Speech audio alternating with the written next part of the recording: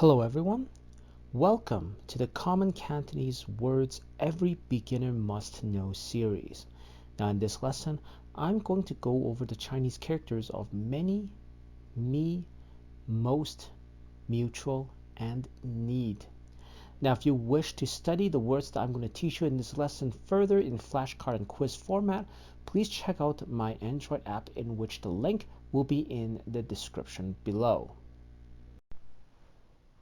The first Chinese character that I want to talk about is the Chinese character that means many. And in Cantonese, it is pronounced do, do. And of course, if in combination with other characters, it produces words of different meanings. So for example, nosy in Cantonese is do si, do si.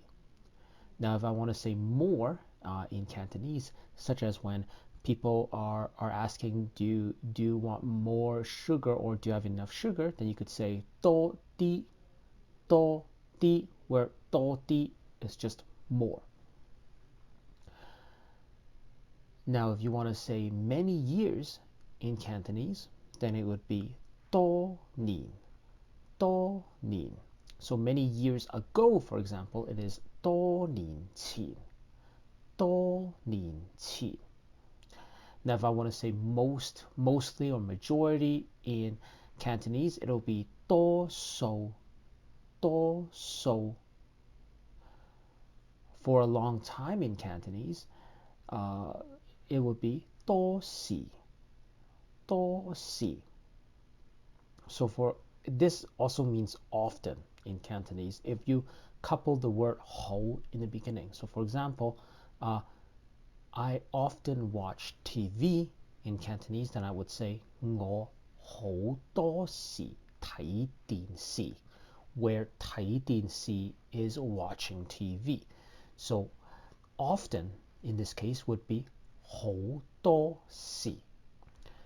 Many times or repeatedly in Cantonese is 多次.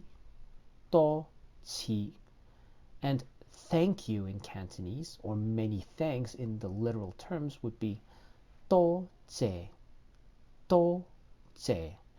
Now, if you wish to review these words in the app, please look at the flashcard set named Words with Many. The second Chinese character that I want to talk about is the Chinese character me. And me, or I, in Cantonese is 我. Now, if you learn Cantonese, especially from my videos before, you would know that this is probably the first Chinese character that I talked about in my videos. But in this case, what I want to talk about is it's many words that this Chinese character is associated with. So for example, if I want to say I believe in Cantonese, it would be 我以為.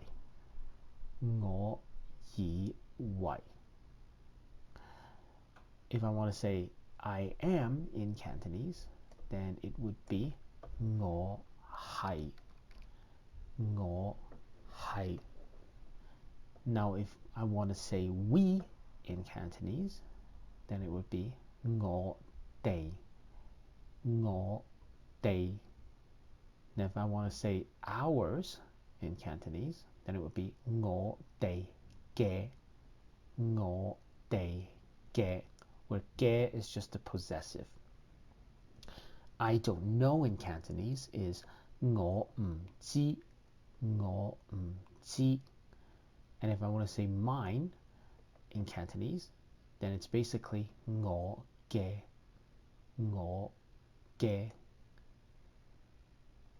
Now, if I want to say myself in Cantonese, then it would be 我自己.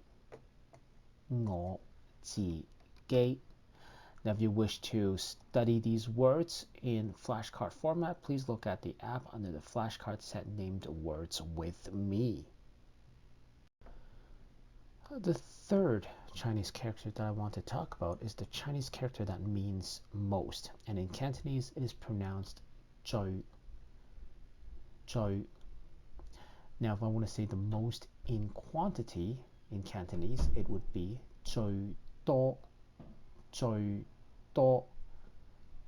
Biggest in Cantonese is 最大,最大. The best in Cantonese, it would be 最好,最好. Last or finally in Cantonese is 最後,最後. Recently in Cantonese is 最近,最近. Heaviest in Cantonese is 最重,最重. Now the last one, which is most important, you might pronounce as 最重要, but it is wrong because the second Chinese character is pronounced differently in this case. So instead, we remove the CH pronunciation and replace it with a J. So in this case, it would be 最重要,最重要. Now, if you wish to study these words in flashcard format, please look at our app flashcard set named Words with Most. The next Chinese character that I want to talk about is the Chinese character that means mutual. And in Cantonese, it is pronounced either 相 or 相 or 想.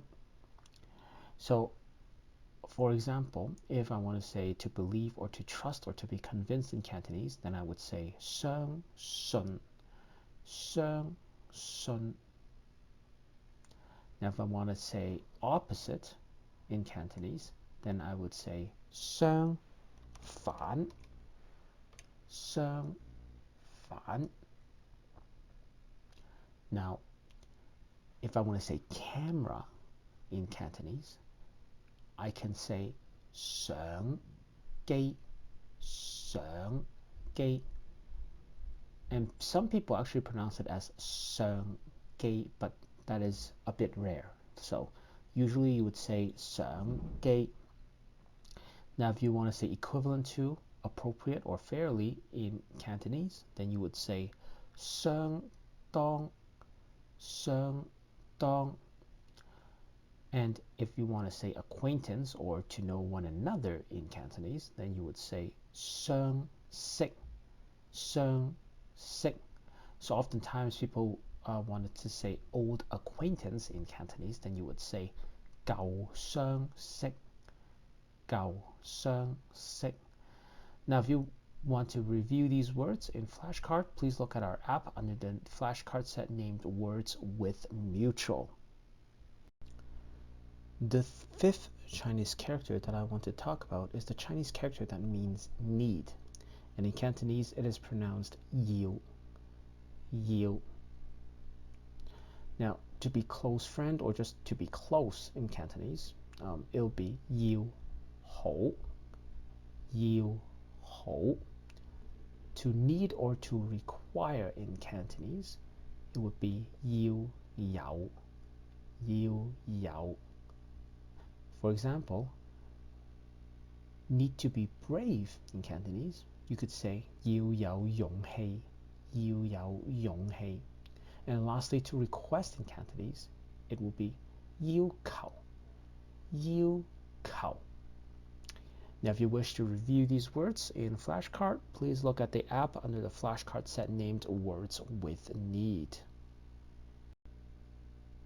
The last Chinese character that I want to talk about is the Nongender Identifier, in which in Cantonese it is pronounced K. K. And it could mean his, her, its, theirs, but it's not a gender specified one.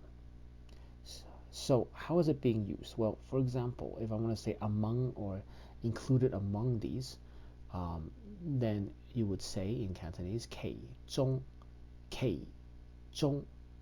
So for example, a person among these in Cantonese, then you would say 其中一位,其中一位. Now, if I want to say other or else, then I could say 其他,其他.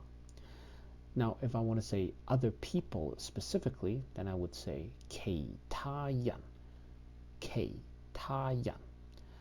And lastly, if I want to say actually or in fact in Cantonese, then I would say 其實.